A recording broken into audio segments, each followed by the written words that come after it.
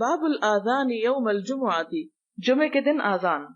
حدثنا آدم قال حدثنا ابن ابی ذئب عن الزہری عن السائب ابن یزید قال كان النداء يوم الجمعۃ اوله اذا جلس الامام على المنبر، کہ پہلی اذان جمعے کے دن اس وقت ہوتی تھی جب امام منبر پہ بیٹھ جاتا، علی عہد نبی صلی اللہ علیہ وسلم، نبی صلی اللہ علیہ وسلم کے زمانے میں، و ابی بکر اور ابو بکر کے زمانے میں، عمر رضی اللہ عنہما، فلما كان عثمان رضی اللہ عنہ، جب حضرت عثمان کا دور آیا، وکثر الناس اور لوگ بہت زیادہ ہو گئے، زاد النداء تو ایک اور اذان بڑھا لی گئی، الثالثہ تیسری، علی الزوراء زوراء کے مقام پر۔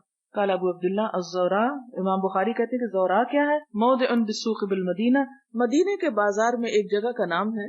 مطلب یہ ہے کہ ایک سے زیادہ مسجدوں میں جیسے اذانیں ہوتی ہیں تو اس کی گنجائش یہاں سے نکلتی ہے۔